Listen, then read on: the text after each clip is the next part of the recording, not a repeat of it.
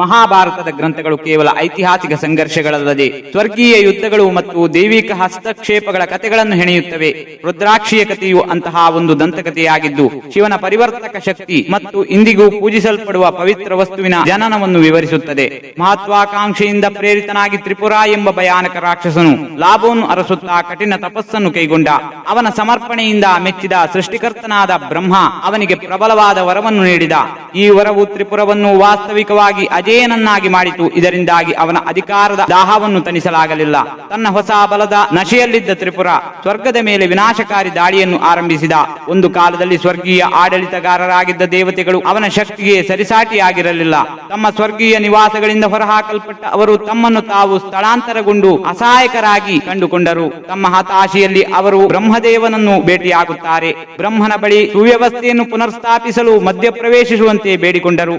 ಅದನ್ನು ಕೇಳಿ ಬ್ರಹ್ಮ ತ್ರಿಪುರ ತನ್ನದೇ ಆದ ವರದ ಮೂಲಕ ನೀಡಲಾದ ಅಸಾಧಾರಣ ಶಕ್ತಿಯನ್ನು ಒಪ್ಪಿಕೊಂಡು ಈ ಬಿಕ್ಕಟ್ಟನ್ನು ಪರಿಹರಿಸಲು ನನ್ನಿಂದ ಸಾಧ್ಯವಿಲ್ಲವೆಂದು ತನ್ನ ಅಸಮರ್ಥತೆಯನ್ನು ಒಪ್ಪಿಕೊಂಡ.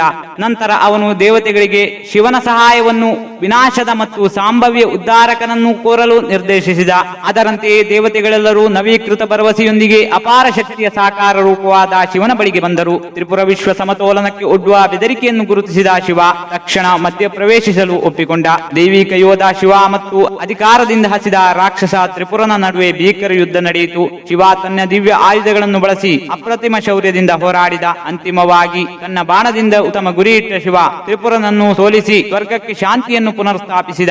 ಈ ಮಹಾಕಾವ್ಯ ಯುದ್ಧದ ಸಮಯದಲ್ಲಿ ಶಿವನ ದೇಹದಿಂದ ಕೆಲವು ಹನಿ ಬೆವರು ಕೆಳಗಿನ ಭೂಮಿಯ ಮೇಲೆ ಬಿದ್ದಿತ್ತು. ಶಿವನ ಶಕ್ತಿಯಿಂದ ತುಂಬಿದ ಆ ದೈವಿಕ ಬೆವರಿನ ಹನಿಗಳು ಗಮನಾರ್ಹವಾದದ್ದಾಗಿ ರೂಪಾಂತರಗೊಂಡವು. ಮೊದಲ ರುದ್ರಾಕ್ಷಿ ಮರಗಳು, ಈ ಮರಗಳ ಬೀಜಗಳು ರುದ್ರಾಕ್ಷಿ ಮಣಿಗಳು ಅಂದಿನಿಂದ ಅಪಾರ ಧಾರ್ಮಿಕ ಮಹತ್ವವನ್ನು ಹೊಂದಿವೆ. ಹಿಂದೂಗಳು ನಂಬುವಂತೆ ಪ್ರತಿಯೊಂದು ರುದ್ರಾಕ್ಷಿ ಮಣಿಯು ಅದರಲ್ಲಿರುವ ಮುಖಗಳ ಸಂಖ್ಯೆಯನ್ನು ಅವಲಂಬಿಸಿ ಶಿವನ ವಿಭಿನ್ನ ಅಂಶಗಳನ್ನು ಪ್ರತಿನಿಧಿಸುತ್ತವೆ. ಈ ಮಣಿಗಳನ್ನು ಭಕ್ತಿಯ ರೂಪವಾಗಿ ಧರಿಸಲಾಗುತ್ತದೆ ಮತ್ತು ಅವು ಅತೀಂದ್ರಿಯ ಗುಣಗಳನ್ನು ಹೊಂದಿವೆ ಎಂದು ನಂಬಲಾಗಿದೆ. ರುದ್ರಾಕ್ಷಿ ಮಣಿಗಳನ್ನು ಎಣಿಸುವಾಗ ಶಿವನ ಮಂತ್ರವನ್ನು ಪಠಿಸುವುದರಿಂದ ಆತ್ಮವು ಪಾಪಗಳಿಂದ ಶುದ್ಧವಾಗುತ್ತದೆ ಮತ್ತು ಭಕ್ತನನ್ನು ದೈವಿಕತೆಯ ಹತ್ತಿರ ತರುತ್ತದೆ ಎಂದು ಹೇಳಲಾಗುತ್ತದೆ. ರುದ್ರಾಕ್ಷಿಯ ಕಥೆಯು ದುಷ್ಟಶಕ್ತಿಯನ್ನು ಜಯಿಸಿ ಸಮತೋಲವನ್ನು ಪುನರ್ಸ್ಥಾಪಿಸುವ ಶಿವನ ಶಕ್ತಿಯನ್ನು ನೆನಪಿಸುತ್ತದೆ. ಇದು ಪರಿಶ್ರಮ ಮತ್ತು ಭಕ್ತಿಯ ಮಹತ್ವವನ್ನು ಎತ್ತಿ ತೋರಿಸುತ್ತದೆ, ಏಕೆಂದರೆ ದೈವಿಕ ಬೆವರಿನ ಒಂದು ಹನಿ ಕೂಡ ಸಾಂತ್ವನ ಮತ್ತು ಆಧ್ಯಾತ್ಮಿಕ ಬೆಳವಣಿಗೆಯನ್ನು ನೀಡುವ ಪವಿತ್ರ ವಸ್ತುವಾಗಿ ರೂಪಾಂತರಗೊಳ್ಳುತ್ತದೆ. ಈ ವಿಡಿಯೋ ನಿಮಗೆ ಇಷ್ಟವಾಗಿದ್ದರೆ ವಿಡಿಯೋಗೆ ಒಂದು ಲೈಕ್ ನೀಡಿ ಹಾಗೂ ನಿಮ್ಮ ಸ್ನೇಹಿತರೊಂದಿಗೆ ಹಂಚಿಕೊಳ್ಳಿ. ನಿಮ್ಮ ಅನಿಸಿಕೆಗಳನ್ನು ಕಾಮೆಂಟ್ ಮೂಲಕ ತಿಳಿಸಿ. ನೀವಿನ್ನು ನಮ್ಮ ಚಾನೆಲ್ಗೆ ಸಬ್ಸ್ಕ್ರೈಬ್ ಮಾಡಿಲ್ಲವೆಂದರೆ ಸಬ್ಸ್ಕ್ರೈಬ್ ಮಾಡಿ. ವಿಡಿಯೋ ವೀಕ್ಷಿಸಿದ್ದಕ್ಕಾಗಿ ಧನ್ಯವಾದಗಳು.